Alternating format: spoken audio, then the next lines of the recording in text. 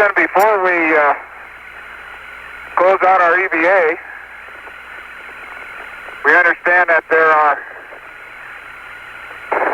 young people in Houston today who have been effectively touring our country, young people from countries all over the world, effectively touring our country, had the opportunity to watch the launch of Apollo 17, hopefully had an opportunity to meet some of our young people in our country, and we'd like to say, first of all, welcome, and we hope you enjoyed your stay. Second of all, I think probably one of the most significant things we can think about when we think about Apollo is that it has opened for us being the world, a challenge of the future. The door is now cracked, but the promise of that future lies in the young people, not just in America, but the young people all over the world, learning to live and learning to work together. In order to remind all the peoples of the world, in so many countries throughout the world, that this is what we all are striving for in the future, Jack has picked up a very significant rock, typical of what we have here in the valley of Taurus-Littrow.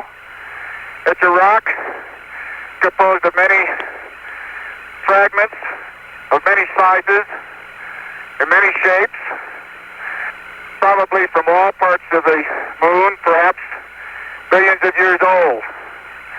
But a rock of all sizes and shapes, fragments of all sizes and shapes, and even colors that have grown together and become a cohesive rock, outlasting the nature of space, sort of living together in a very coherent, very peaceful manner.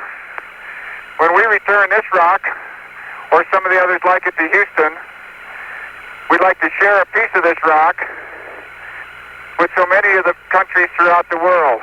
We hope that this will be a symbol of what our feelings are, what the feelings of the Apollo program are, and a symbol of mankind that we can live in peace and harmony in the future.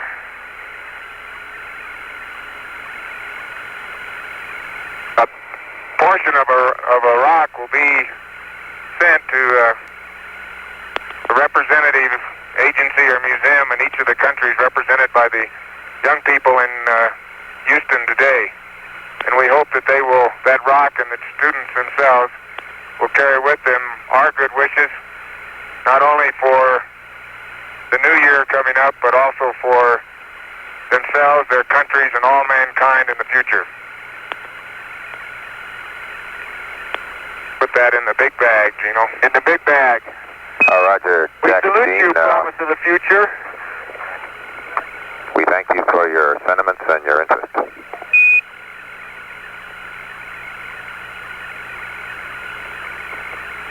And now, let me bring this camera around.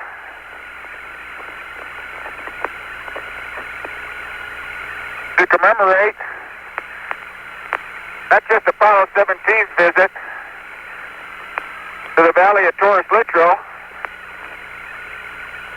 but as an everlasting commemoration of what the real meaning of Apollo is to the world, we'd like to uncover a plaque that has been on the leg of our spacecraft that we have climbed down many times over the last 3 days. And I'll read what that plaque says to you. First of all, it has a picture of the world, two pictures, one of the North America and one of South America. The other covers the other half of the world, including Africa, Asia, Europe, Australia, covers the North Pole and the South Pole. In between these two hemispheres, we have a pictorial view of the moon, a pictorial view of where all the Apollo landings have been made, so that when this plaque is seen again by others who come, they will know where it all started. The words are, "Here man completed his first exploration of the moon. December 1972 AD. May the spirit of peace in which we came be reflected in the lives of all mankind. It's signed Eugene A. Cernan, Ronald E. Evans, Harrison H. Schmitt, and most prominently, Richard M. Nixon, President of the United States of America. This is our commemoration that will be here until someone like us, till some of you who are out there who are the promise of the future, come back to read it again and to further the expiration and the meaning of Apollo. Roger, Gene, we in Houston copy that and echo your sentiments. And Dr. Fletcher is here beside me. I'd like to say a word to the two of you. Gene and Jack, I've been in close touch with the White House, and the President has been following very closely your absolutely fascinating work up there. He'd like to wish you Godspeed as you return to Earth, and I'd like to personally second that. Congratulations. We'll see you in a few days. Over. Thank you, Dr. Fletcher. We appreciate your comments, and we certainly appreciate those of the President. And whether it be civilian or military, I think Jack and I would both like to give our salute to America. And Dr. Fletcher, if I may, I'd like to remind everybody, I'm sure something they're aware, but this valley of history has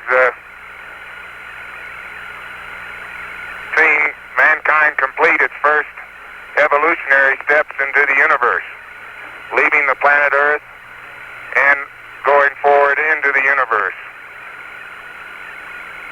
I think no more significant contribution has Apollo made to history. It's not often that you can foretell history, but I think we can in this case. And I think everybody ought to feel very proud of that fact.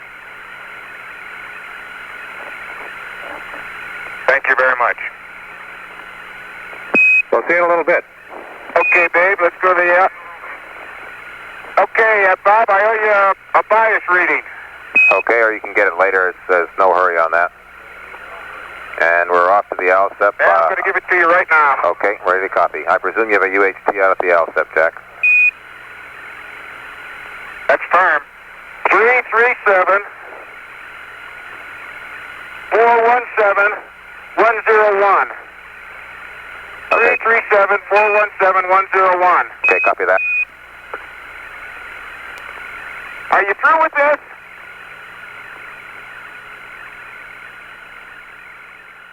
Roger.